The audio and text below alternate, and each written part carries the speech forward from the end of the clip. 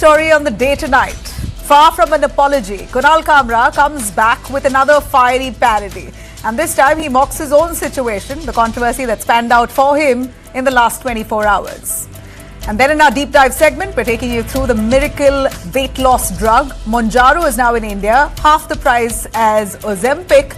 But really, what's the cost, the real cost of having a drug like this? Potential dangers of it. And finally, in our Viral Watch segment, we're taking you through Meghan Markle, who was once a royal, now being heavily trolled for becoming a fashion influencer. A lot more on that right after the headlines, as always. The BJP tables its first budget in Delhi after 28 years. Big focus on health and environment. 6,874 crores allotted for healthcare, 300 crores to fight pollution.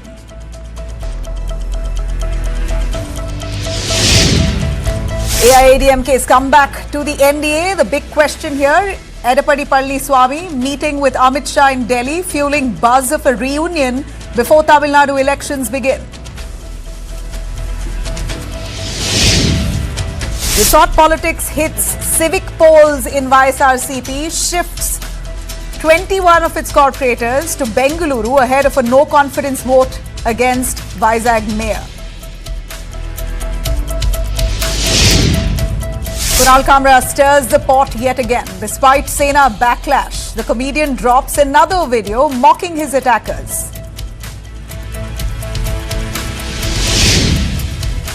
Supreme Court panel begins probe into Justice Yashwant Sinha's cash allegations, the cash that was recovered. A three-member team now starting investigation into this high-stakes controversy while Allahabad High Court protests. In fact, the bar bench there says, we don't want him. He shouldn't be transferred anywhere. Sit in Delhi, face investigation. BJP cracks the whip in Karnataka, issues a show-cause notice to its 5 leaders over their public remark on the party's internal matters. Karnataka school admissions row still stuck 3 weeks on. No decision yet, despite Education Minister's promise to solve this crisis. Parliament screening of Chhava that's currently been put on hold. The film had triggered a political row. In fact, that film was to be screened for Prime Minister Modi. Opposition slamming this film as propaganda.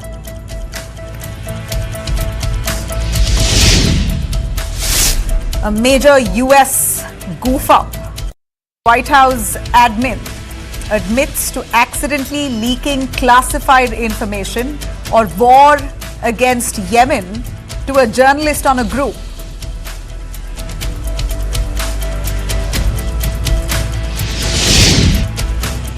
All right, going straight to our top story on the day tonight. We've been talking about freedom of speech. There's been messages and criticism coming in on how content creators in the country are being criticized after the Kunal Kamra controversy exploded.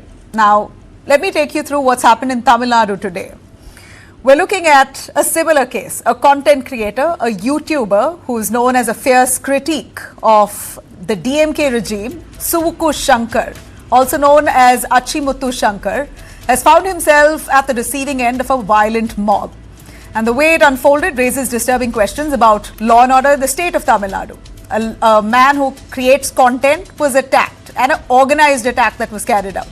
Group of men disguised as sanitary workers stormed into Shankar's home, unleashed chaos, vandalized his home. They flung garbage all across his premises. In fact, we hear they poured sewage. That's the image there on our screens there. Pouring sewage mixed with human waste inside his house. The family suspects that this attack is linked to an expose that he had done through one of his YouTube videos on sanitation vehicle procurement irregularities within the Tamil Nadu government. The scam I broke around 2 months back. After I broke this scam, the Chennai City Police registered an FIR that I have denigrated the scavenging community people by calling them drunkards. And I was arrested. When I was produced before the magistrate rejected the demand, saying that There is nothing denigrating the scheduled caste people or scavenger community people, and there is no element of offense to prove that I have instigated violence between two group of people. After they failed in their effort to book me for exposing this scam, they have adopted this method. I directly charged Mr. TNCC President Mr. Selva Perundakai as the person who has organized this attack, because one Ms. Vanishri Vijay Kumar did a Facebook live. She came in a procession calling the so-called scavenger people, and she did, even the attack inside my house was also telecast live in Facebook. If you visit the Facebook profile of Ms. Vanishri Vijay Kumar, she has displayed Mr. Selva Perundakai's picture, and she has posted many writings that Mr. Selva Perundakai is her godfather and protector. So, except Mr. Selva Perundakai, no one else has any motive to conduct this sort of attack against me. Well, it was his 68-year-old mother, Kamala, who in fact filed a formal police complaint. She narrated her ordeal. In her allegations, she recounts how people barged into a home at 9:45 a.m. on March 24th, aggressively knocking at the front door. She refused to open. Then they got around the back door, broke into the entrance and began assaulting her verbally and physically. She claims that the mob warned her. This time is the last time. We'll stop here. But next time, we'll set your house on fire. That's the warning issued to a popular YouTuber who's known to be a critique of the DMK government. Now, who's behind this? The crime branch, CID of Tamil Nadu, is now probing this matter. In fact, the DMK government themselves has condemned it. But will they provide security for a man like him? An attack that's taken place in an organized manner. Serious cognizance should be taken. A probe report should be out by now. Who's responsible? Has there been any arrests? None of that has come about yet. Now, beyond this investigation clearly lies a far more unsettling concern. Where does this leave freedom of speech for content creators, especially those who are criticizing those in power? Savukku Shankar has been a relentless critique of the DMK government. So, was this just mob fury here that we see, or something more? Could such a brazen and organized attack have taken place without any tacit support of the ruling dispensation? We'll track this story. Somebody will give money, he will speak. Okay, I don't bother. Okay, he will face the legally. How can I send? Tell me. It is not my duty. If anybody will touch, they will react. So yesterday I told the press I am condemning. Anybody do violence, we are not accept. We are against violence. All right, coming back to Kunal Kamra. The man has come back with a lot of guts and grudge. So Kunal Kamra remains unapologetic. He's now straight up said he's not going to apologize. And amid this uproar here, he's come out with another satirical parody here, where he takes on the regime yet again. Instead of backing down, he releases this parody video where he episode, the controversy that spanned out in 24 hours, the vandalism that took place at Mumbai's Habitat Comedy Club where he performed. He takes up this issue and makes another parody using his own case as a classic example. I'm going to have you listen to that first.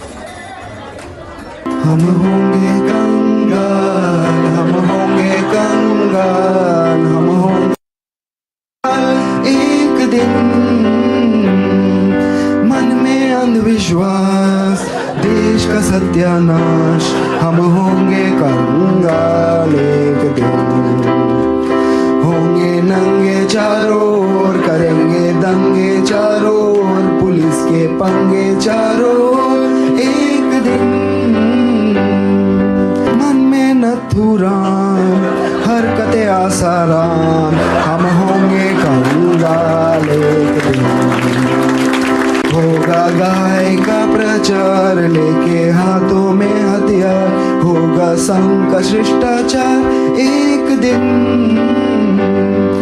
जनता बेरोजगार गरीबी की कगार हम होंगे कंगाल एक दिन. Now, Kunal Kamra refuses to apologize in a strongly written note that he put up on his own X platform. He said, and I'm going to take you through some of what he said. To the mob, He addresses the mob, mocking the attack, saying it's like overturning a tomato lorry after bad butter chicken. Basically, you don't like butter chicken, so you push down a lorry carrying tomato. Senseless. Then a message he gives to political parties, saying freedom of speech isn't just for praising the powerful. He asks, will those who vandalized Habitat venue face action?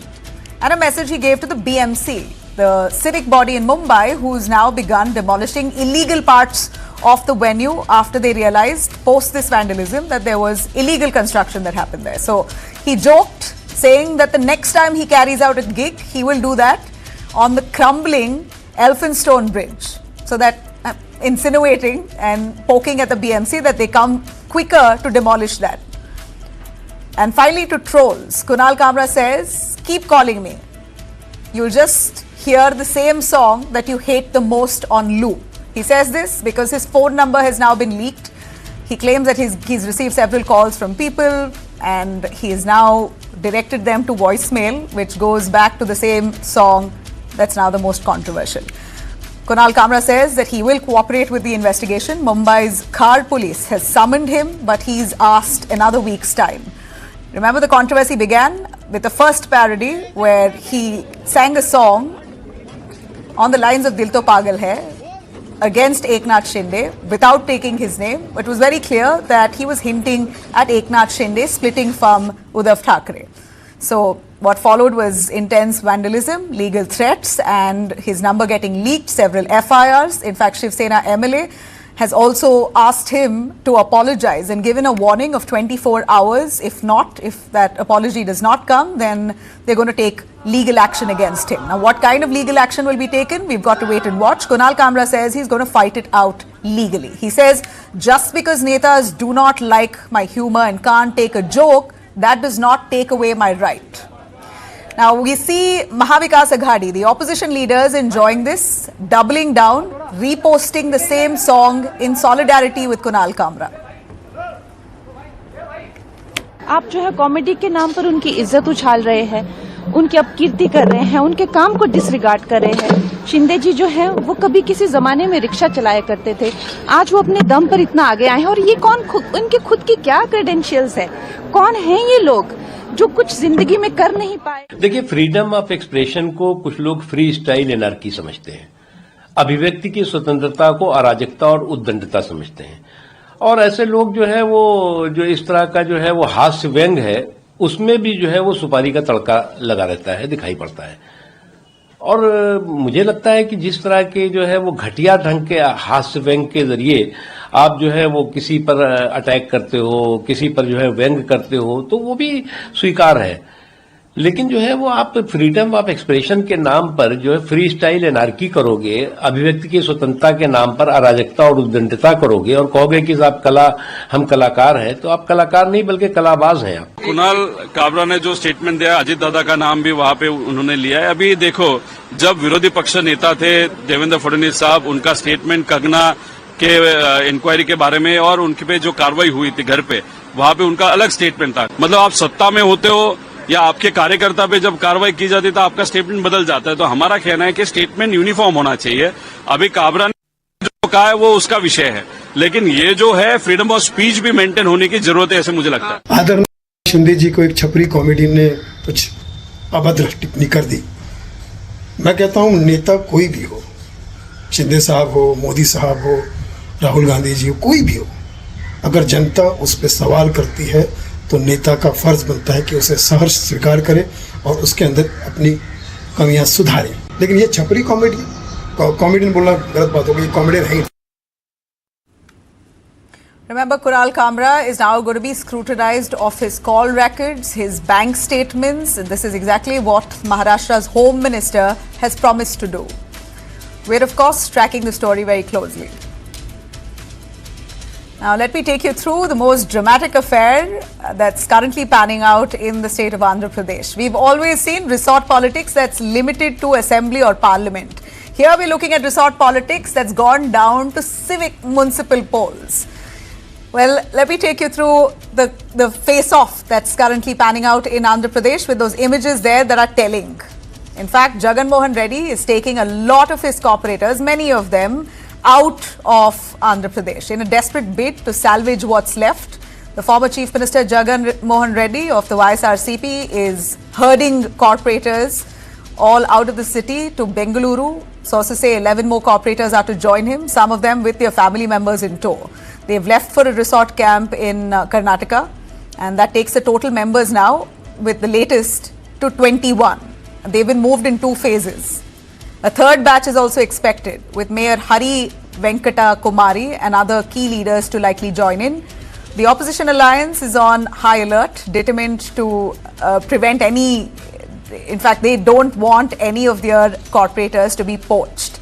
So they're doing all that they can. TDP District President Gandhi Banji hits out at the ruling party here as he basically criticizes the YSRCP, saying if YSRCP is confident about its numbers, then why should they run away or take away their camp members?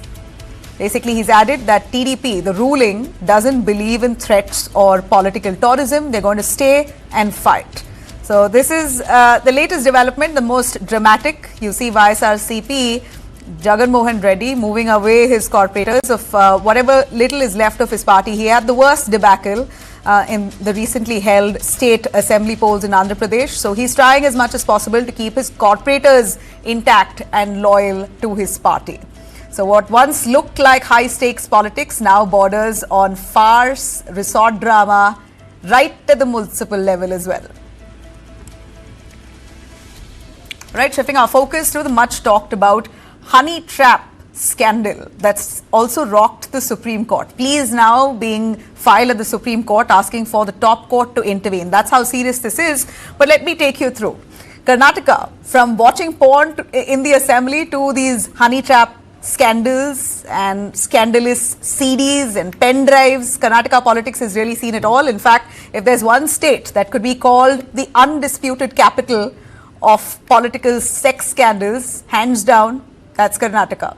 Latest in the controversy, Corporation Minister K.N. Rajanna has dropped a bombshell in the Karnataka Assembly, claiming that he was the target of a honey trap by a gang that very strategically trapped him and 47 others across party lines, both the BJP, the Congress, and maybe even within the JDS. That's what he says. He's called the state a factory of CDs and pen drives. Now, the revelation rocked the legislature, leading to a heated debate in the assembly, in Karnataka Assembly. Eventually, 18 BJP MLAs were also suspended because it was not just on the honey trap scandal. There was lots of other allegations on the 4% Muslim quota bill that was approved, and all that culminated into 18 of BJP MLAs being sent out for 6 months from the assembly. But nonetheless, I say this to draw your attention back to the root of that suspension. It was the honey trap scandal. The shocking truth here, sex scandals in Karnataka's politics aren't new. They've been making headlines for over 50 years. Let's take you through some of the biggest of them, so you have an idea what I'm speaking of here and the kind and the number of ministers who've been unfortunately tarnished due to it. It began in 1973 where Congress Minister R.D. Kittur resigned over allegations of sheltering a missing woman, marking the first known case of a minister stepping down over impropriety. And then in 2007, BJP MLA Renukacharya, BJP MLA and MP eventually, was accused of harassment by a nurse, backed by a photographic evidence. He still made a political comeback though. Then in 2010, former BJP Minister Hartal Halappa resigned after being accused of sexual assault by a friend's wife. He was later acquitted, but career took a big hit. 2012, the Porngate scandal that shocked the nation. 3 BJP ministers were watching adult content inside Karnataka Assembly. They resigned but later returned to politics. 2013, BJP MLA Raghupati Bhatt was forced into temporary exile after a sleazy CD surfaced before the elections. Again, he took a political beating. 2015, former BJP minister S.A. Ramdas was accused of seeking sexual allegedly attempted suicide when the case came to light. 2016, H.Y. Meti, a minister in the Congress government, resigned after a video of him allegedly demanding sexual favors for a job went viral. And then 2021, BJP MLA and former minister, well-known Ramesh Jarkioli, had to step down after a leaked video showing him allegedly seeking sexual favors in exchange for a government job surfaced. And then comes the infamous Revanna family scandal. You had H.D. Revanna's son, former Prime Minister H.D. Devegowda, who was accused of sexually harassing a domestic help for 3 years. But the bigger shocker here is that his son, former MP Prajwal Revanna, faced multiple sexual assault allegations with several women coming forward against him. So this was not a honey trap. This was him being accused. But the crux of it all here is to show you that Karnataka is not new to such sex scandals, and it seems to be worrying their ministers immensely that they are now knocking at the doors of the Supreme Court, calling this an organized crime, saying that this is a bid to tarnish the political clan there. Today I observed that there is a PIL filed in the Supreme Court or maybe in the High Court. But regarding that one, in that PIL petition, I came to know some allegations are made by me against the judges. That is untrue. I made allegations only the politicians of all parties, who are all very prominent. So those prominent leaders are targeted by their own parties to defame them. That is my contention. It is not against any bureaucrats or any judicial officers. All right, let me quickly take you through the Ranya Rao gold smuggling scandal. We hear her bail plea has now been reserved. To take you through a quick update on that case, Bengaluru Special Court has reserved its order on Kannada actress Harshavardhini Ranya Rao. Her bail plea has been reserved until March 27th. During arguments, Ranya's lawyer has pushed for her release, but the DRI's counsel presented evidence linking her to illegal fund transfers. The prosecution claims she admitted to using Hawala channels to purchase gold, strengthening the case against her. In fact, she claims the DRI claims that she has admitted to DRI that she's used Hawala money to bring gold from Dubai. Now, authorities have invoked Section 108 of the Customs Act, making this a judicial inquiry, not a police investigation, focusing on financial irregularities. Gold bars worth 12.5 crores were seized from Ranya Rao at the Bengaluru Kempegowda International Airport when she just landed from Dubai. A follow-up raid at her home eventually recovered 2 crores in gold, jewellery and cash. Adding to the controversy now, her stepfather, DGP rank officer Ramachandra Rao, was sent on compulsory leave and questioned in connection with the case. We hear he has admitted that he did give her some help with basic protocols, a VIP car to begin with. So he's admitted that, while he claims he has nothing to do with this smuggling scandal and wasn't aware of it. Now, a major standoff that's brewing in the Allahabad High Court. The Bar Association there vehemently opposing the transfer of Justice Yashwant Verma to Allahabad, saying we don't want him here, we want him to stay in Delhi and face investigation. Now, this is the Bar Association that's launched an indefinite strike, strongly opposing the transfer of Justice Yashwant Verma. At the heart of the controversy is that cash recovery at Justice Verma's official residence after a fire broke out on March 14th. Lawyers are now demanding a thorough investigation before any transfer takes place. Supreme Court has stepped in. The 3-member panel has been formulated in this case. The team arrived at Justice Verma's residence. The panel includes Punjab and Haryana High Court Chief Justice Sheel Nagu, Himachal Pradesh High Court Chief Justice G.S. Sandhavalia and Karnataka High Court Justice Anu Sivaram. The High Court Collegium, led by Chief Justice of India Sanjeev Khanna and 4 senior-most judges, reviewed Justice Verma's transfer. The Collegium has clarified that this transfer is not linked to the cash recovery probe, but the timing of the decision has only fueled speculation. On the ground, the Allahabad High Court, the Bar Association is in no mood to back down, leading protests at gate number 3. Bar Association President Anil Tiwari has made it clear this fight is not against any individual judge, but against corruption and a lack of transparency in the system. So those are the visuals there that I'm pointing out very specifically. If we could play, yeah, there you have it. That's the Bar Association protest, where they've all come together and condemning Justice Verma, saying we don't want him in Allahabad. So They say that he should face investigation, asking for the Chief Justice to file a formal FIR against him. And pertinently asked for a CBI or ED investigation in the case. So this sets an example. Now, with this intensifying strike, pressure only mounting on the judiciary, will the top court really consider the move or the pleas? That remains to be seen. Now, meanwhile, the Lok Sabha has approved an extension for the Joint Parliamentary Committee, the JPC, on One Nation, One Election. A quick look on that. The upcoming monsoon session will have that meeting. JPC Chairperson PP Chaudhary has sought more time to review the Constitution Amendment Bill on simultaneous polls. The bill proposes holding Lok Sabha and the State Assembly elections together, which will be a major electoral reform under the Indian Constitution. In fact, earlier, Chaudhary had moved a motion in the Lok Sabha seeking an extension for presenting the JPC's report on the Constitution Bill 2024 and the Union Territories Law of 2024. In fact, this extension with this that has been granted, the committee will continue its deliberations. Will this bring India a step closer to simultaneous elections? That's got to be seen. It's a big decision and it's for the parliamentarians to finally decide who gets the numbers. We'll watch.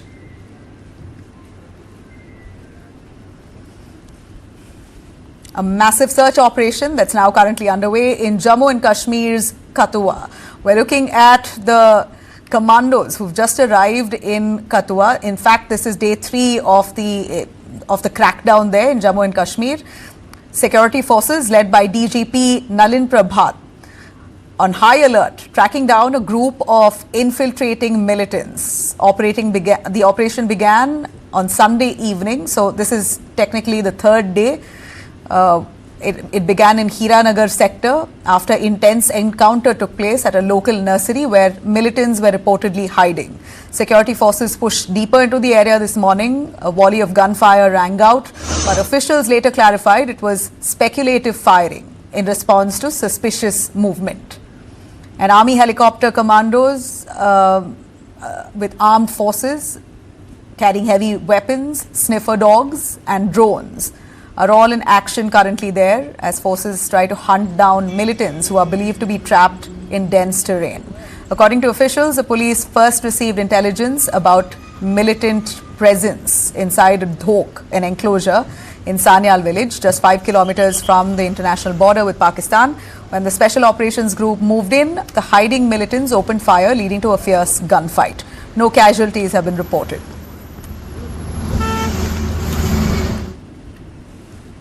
Now, shifting our focus to a development that's come in from the Kuno National Park. In fact, this was Prime Minister Modi-led Cheetah project.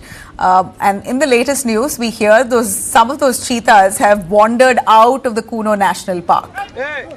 And those are the images that you see there. They've strayed right outside the park yet again, scaring some of the villagers. Female cheetah Jwala and her 4 cubs, who were released into the wild from an enclosure, were spotted outside Kuno's forested area for the first time. Locals saw the cheetahs near the Shamapur village, roaming along the under-construction Shiopur-Gwalior railway track. Visuals show Jwala and her cubs strolling together. In fact, they tried to attack a calf, and that's when villagers got together, started stone pelting. Some captured videos, some of them took selfies. We hear the cheetahs wandered nearly 30 to 40 kilometers before returning to safety in Kuno National Park. Forest officials closely monitored their movement and ensured their safe return. Now, this isn't the first time that the cheetahs have ventured beyond Kuno's boundaries. Previously, too, have been porous. Several of them have strayed into Uttar Pradesh and Rajasthan, requiring tranquilization and relocation to safety. Authorities remain on high alert to prevent any human-wildlife conflict and to support the successful adaptation of these cheetahs in India, which I said has been Prime Minister Modi's vision. Right, a quick look at the tense situations that's spanning out across borders in Turkey. Fiery and dense protests that have occurred on the streets of Turkey, possibly for the first time that we've seen such a thing in Istanbul. We see large-scale protests against the jailing of Istanbul's mayor, Ekrem İmamoğlu. In fact, the big of defiance against President Recep Tayyip Erdogan in a decade is what we see here. Hundreds and thousands of protesters flooding the streets. And university campuses have been flooded with protests, and they're all demanding justice.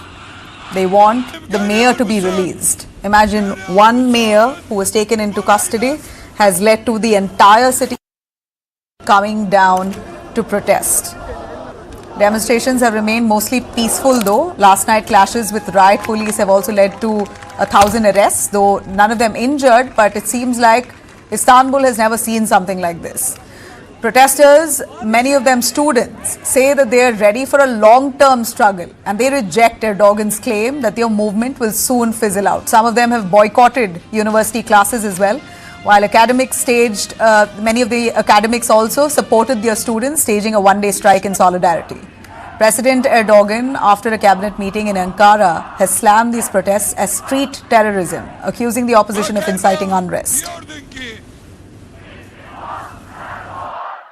İstanbul merkezli bir yolsuzluk operasyonunun ardından ana muhalefet partisi genel başkanının yaptığı sokak çağrısı sonrası ortaya çıkan ve kısa sürede şiddet hareketine dönüşen olayları milletçe ibretle takip ettik.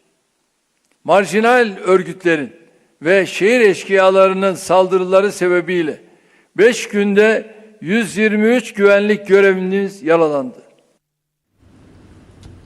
All right, finally, we're looking at Donald Trump coming out with quite a blunder by sharing information about a potential war with Yemen on a group which had journalists on it. And it seems like White House has also acknowledged their mistake. I'm going to take you through exactly what happened with Donald Trump reacting to it as well. Top Trump administration officials mistakenly texted war plans to a group that included a journalist, the White House said on Monday, in a misstep that has drawn swift condemnation from Democratic lawmakers. The editor-in-chief of The Atlantic, Jeffrey Goldberg, said in a report on Monday that on March 13th he was unexpectedly invited onto an encrypted group chat on Signal Messenger called the Houthi PC Small Group. Messages in the group made Goldberg aware that large-scale U.S. strikes on Yemen's Houthi rebels were coming hours before they started. The strikes over Houthi attacks against Red Sea shipping came on March 15th.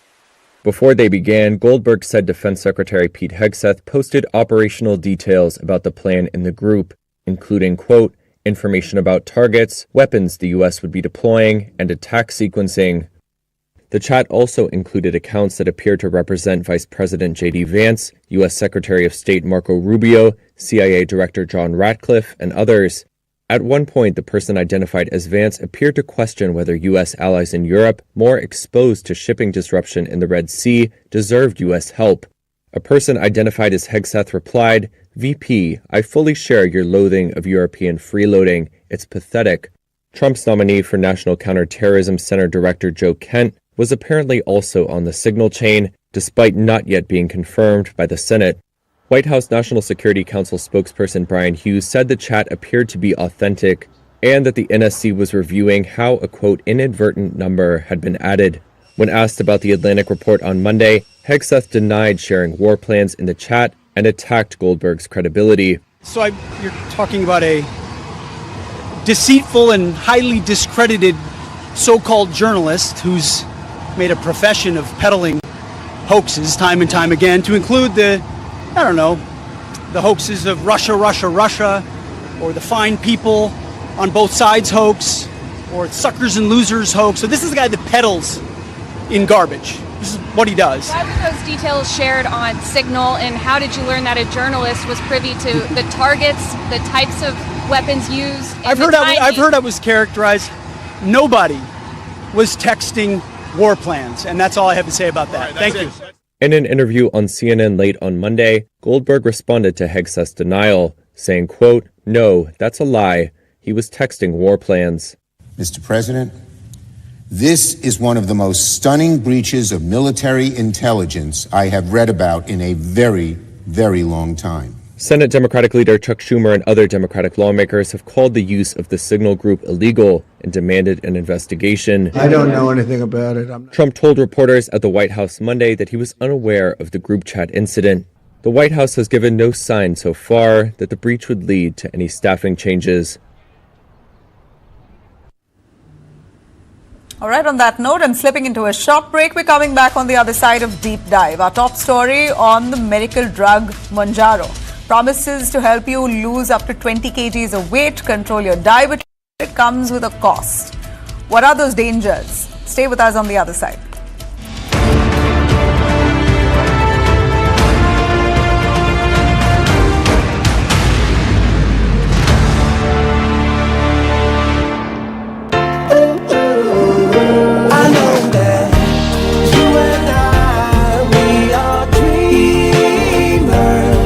For an India that's chasing its dreams, this is the drive of your dreams.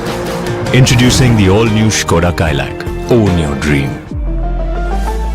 Skoda. What does it take to be the greatest in the world? There is one thing which truly sets you apart. Your inner strength. Sodium DMD Rebar. True inner strength. 2.5 lakh strong legacy and counting. Join the big league with the XUV 700 with celebratory offers up to rupees 75,000. ಇದ್ರ ಬಗ್ಗೆ ಏನು ಯೋಚಿಸಬೇಡಿ. ಪ್ರತಿ ತಿಂಗಳು ನಾನು Kapil chits ನಲ್ಲಿ ದುಡ್ಡು ಕೂಡಿಟ್ಟಿದ್ದೀನಿ. ಆ ದುಡ್ಡಿಂದ ನೀವು ನಿಮ್ಮ ಕನಸನ್ನ ಈಡೇರಿಸಬಹುದು. ಕಪಿಲ್ ಚಿಟ್ಸ್ ಇಂದ ನಿಮ್ಮ ಕನಸುಗಳಿಗೆ ಸಾಕಾರ.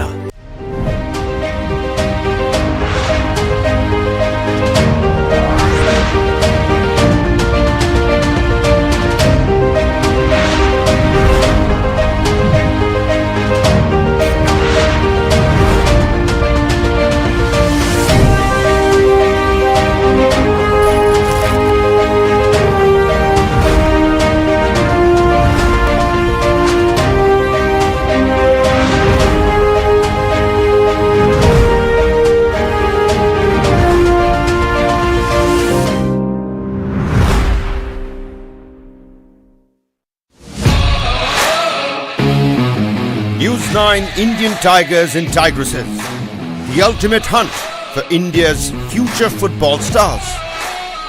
A vision to make India a footballing powerhouse. The journey of young champions begins. The journey kicked off in Delhi with international football legends and young dreamers. The winner is first born in the mind, and then you have to have an intent to win. Indians want to win.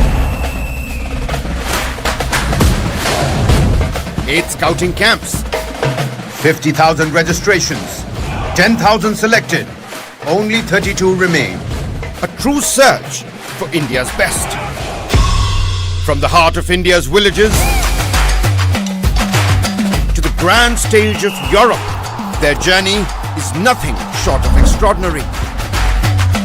With Riespo and our partners in Austria, these young talents will train under the best European coaches, preparing for the global stage. First of all, he scored a goal. 4 of these players will get the golden opportunity to visit VfB Stuttgart, our official partner, and train under Bundesliga standards. An honor like no other, the chance to meet Prime Minister Narendra Modi. The journey of a lifetime begins March 30th.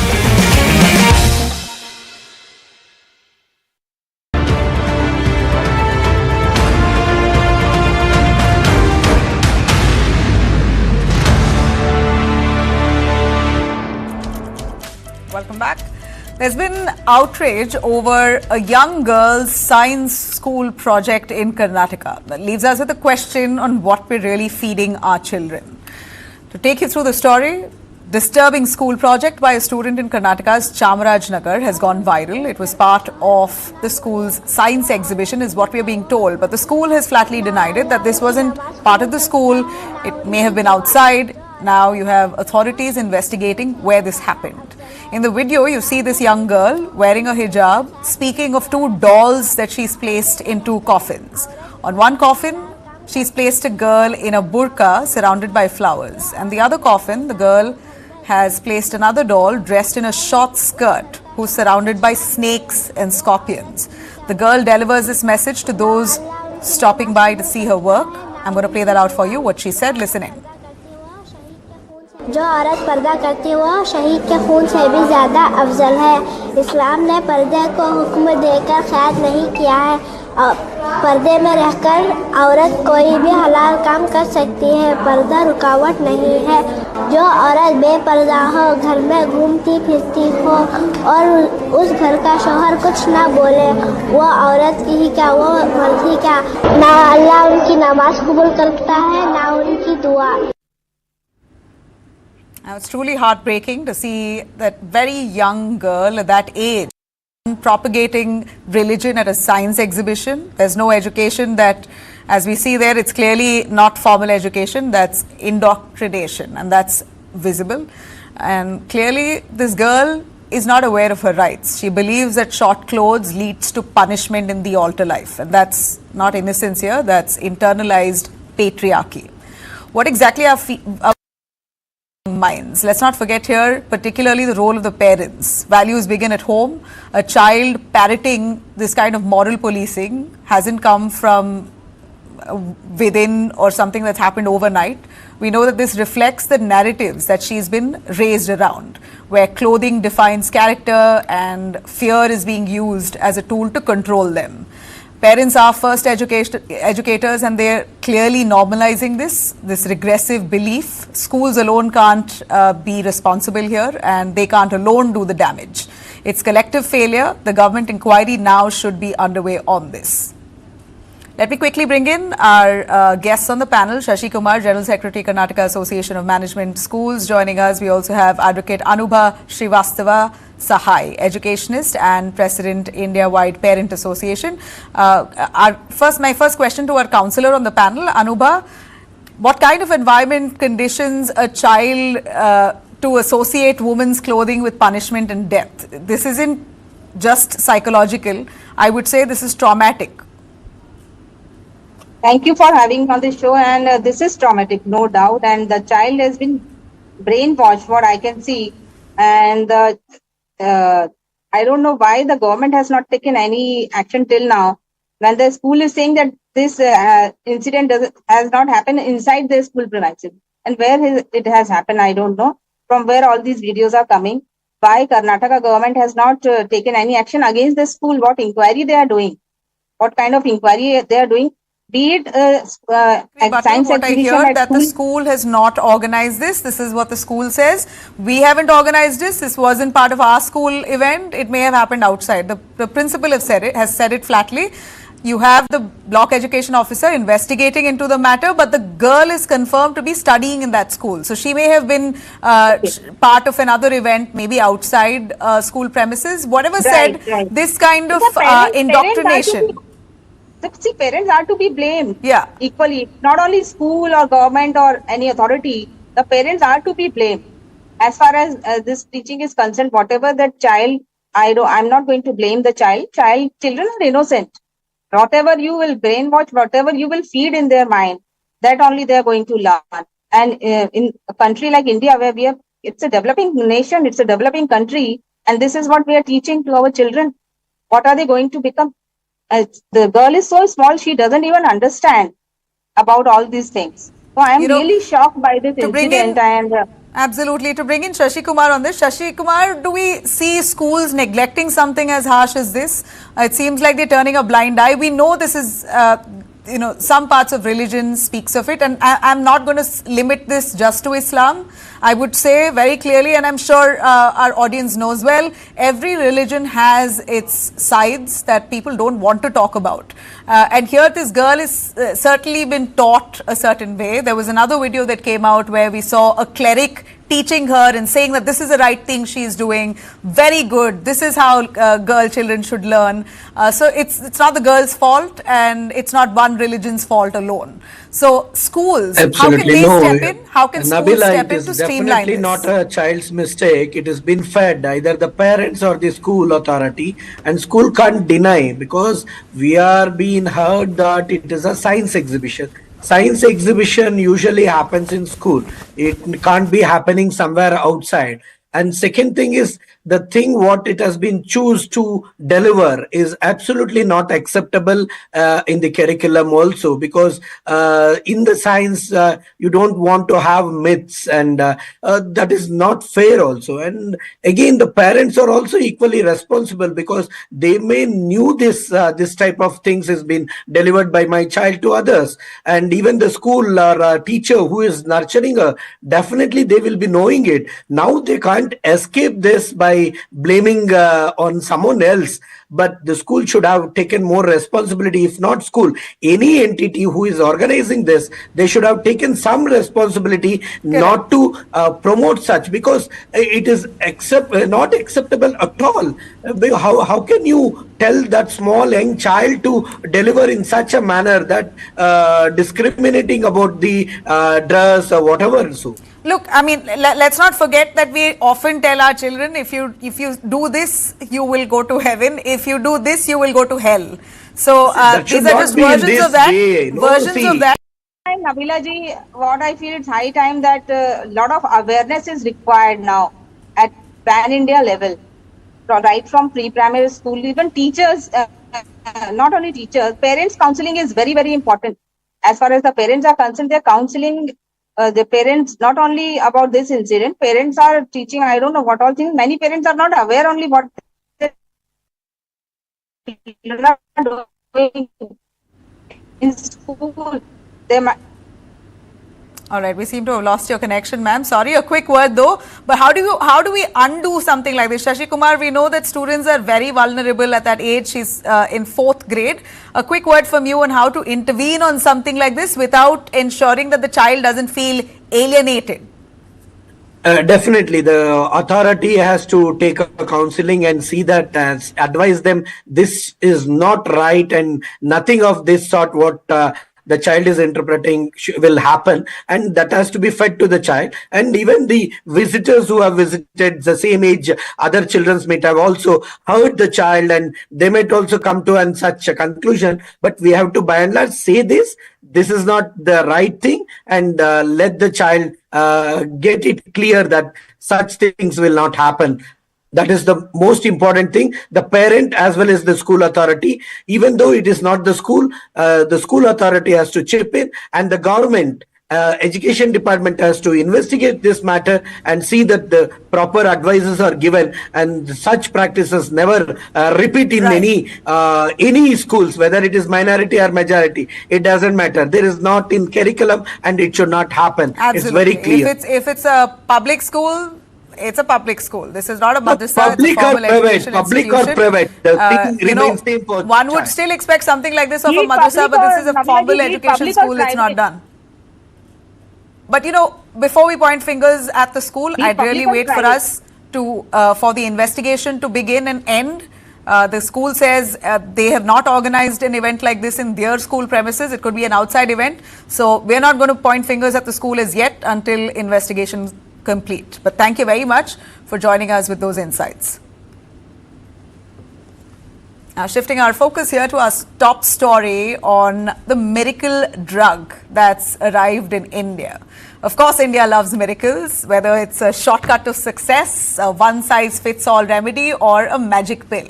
If it promises transformation, then we're all ears. Now imagine a pill that claims to fight the biggest threat, health threat that India faces, diabetes. And it also promises to help you lose 20 kilos along the way.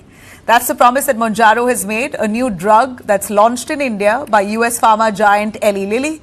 India is the diabetes capital, I'm sure you know, in the world, where we rank right on top with 77 million people affected of diabetes. And that number is only expected to rise to 124 million by 2045. And here's this pill that's priced at just a quarter of Ozempic, a similar drug, which was the OG, first came into the market and priced at nearly 60,000 for a pill or a sheet or something on those lines. But that, in contrast with this, Mounjaro is priced barely at 3,500 to maximum 4,375 for one dose. And this drug offers two benefits. It controls blood sugar for type 2 diabetes and triggers significant weight loss up to 20 kgs over 72 weeks, according to clinical trials. Now, you have celebrity endorsements in the form of testimonies already coming out. Actor Amy Schumer, who is a very famous Hollywood star, who earlier had criticized Ozempic for its downsides after consuming it, has now come out to hail Mounjaro. Mounjaro has been great. And look, it's not covered by insurance unless you have diabetes or like severe obesity, which most of the internet thinks I have. But I'm having a really good experience with it, and I wanted to keep it real with you. My skin is better. I have more energy. And here back home, Zeroda's Nitin Kamath, the two brothers in fact, endorsing Mounjaro. Nitin Kamath particularly putting out on his X platform, saying India has the highest number of diabetes. If trends hold, over 30% of Indians are obese, will be obese. The effects of Mounjaro are remarkable. Users can lose up to 15 to 20% of their weight. So in a way, I could really call these celebrity endorsements for a pill, a dose that's just arrived into the Indian market. The buzz is global, but is it too good to be true? Because here's the catch. Studies show once you stop the drug, the weight comes back. And there are serious risks, and that could include disordered eating habits, nutrient deficiencies, that is, kidney complications, and even thyroid cancer. Yep, there's talk that these drugs may also help you reduce cravings like smoking and even lower risk of heart disease, Alzheimer's, and dementia. But this is big. There are no long-term studies to prove any of this. So are Mounjaro and Ozempic miracle drugs or just another shortcut with Indian hidden costs? Of the question here, I'm going to bring in our doctor to give us a little more clarity on what to do. Should one give it a shot, or it comes with enough complications? Dr. Parjeet Kaur, Associate Director, Endocrinology and Diabetes, Medanta Hospital. Thanks very much, Doctor. My quick question to you is Mounjaro truly a game changer for diabetes and obesity? Or is this just a hype drug with long-term issues? Right.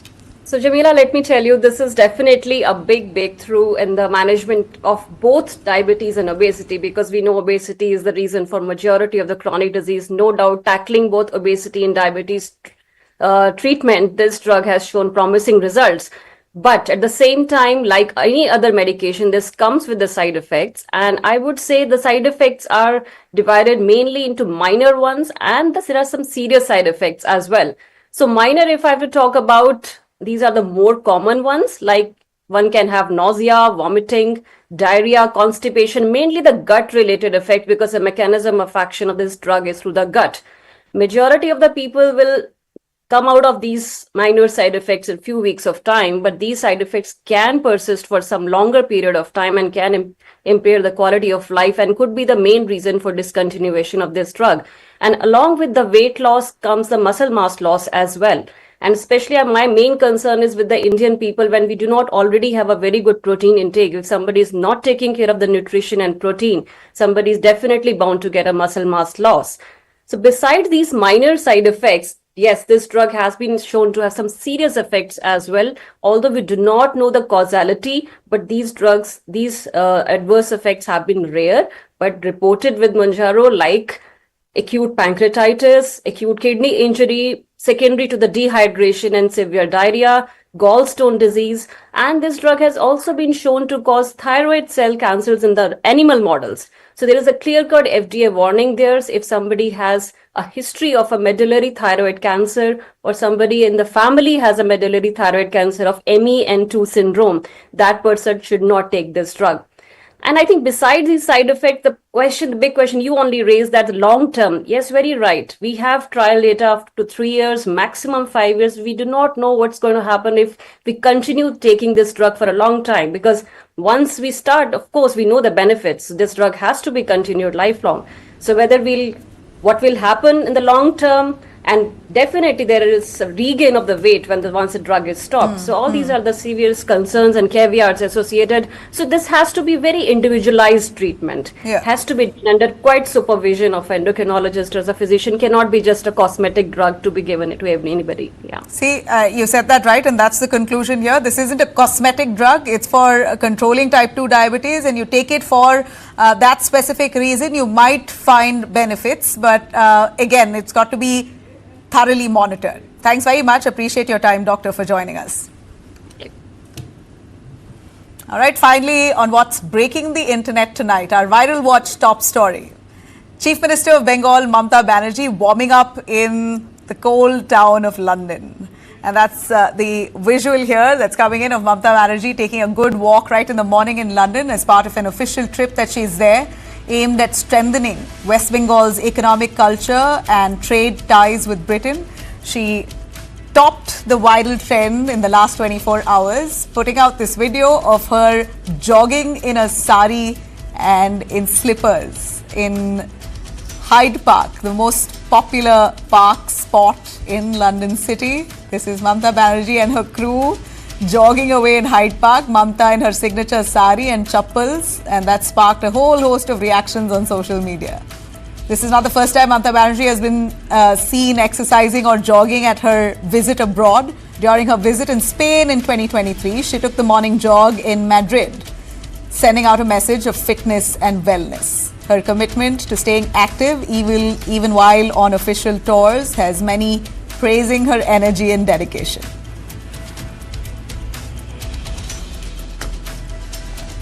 And finally, here's our story that's breaking the internet. Once royal Meghan Markle is now being heavily criticized for turning into a fashion influencer, with the ruthless social media brigade saying this is too below her dignity. So Meghan Markle is being trolled yet again because she seems to be the favorite person for trolls on, and this time for acting like a royal while pushing her fashion pics online and earning a commission out of them. Of course, social media, as we know, is unsparing. Many still refuse to accept that Meghan Markle and Prince Harry have formally stepped away from their royal duties back in 2020. They officially stopped using their titles, even dropped the Sussex royal brand. The decision gave them the freedom to take up commercial projects, from docu-series that they've been doing to deals, product endorsements. They're out there heavily capitalizing on all commercial deals. Now, earlier this month, Meghan Markle dropped her OTT series as well. It's called Love Meghan, with Love Meghan. So she's launched a new shopping page too, linked to her Instagram stories, and that's called Shop My Closet. So fans can now buy her favorite hand-picked styles that she endorses on that page, basically to ask people to dress like Meghan. If you like her dressing, then you can dress like her. And she attaches links there. And those links, if you buy from them, a commission of which goes to Meghan Markle. This is a cut that she gets for every sale. Now, you have the social media brigade criticizing her, saying that she is the Duchess, a royal who's come down to becoming a mere fashion influencer, where she's actually cutting commission out of each dress and sale that's made online. But of course, royal watchers say this is not unexpected and not surprising. Meghan Markle is no longer a working royal. She's now a reality show host, a producer, a jam maker, a podcast host, and a fashion influencer now. So whether it's backlash or business, Meghan Markle for sure, or should we say Meghan Sussex, seems all in on building her own brand, one commission at a time. All right, that's it for me here on Unmissable tonight. Thanks very much for tuning in. We will be right here, same time, same place tomorrow. Have a great night.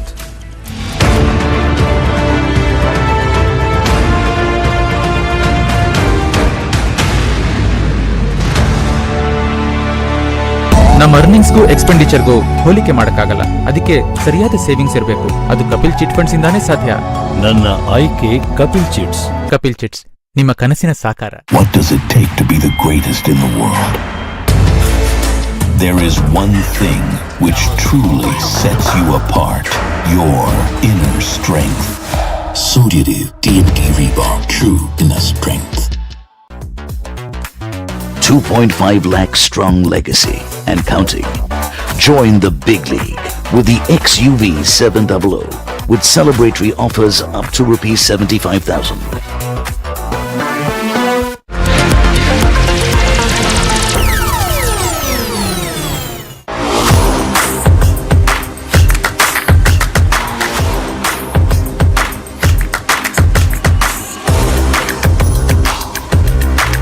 This is India's #1 news network, and you're watching News9, English news as it should be.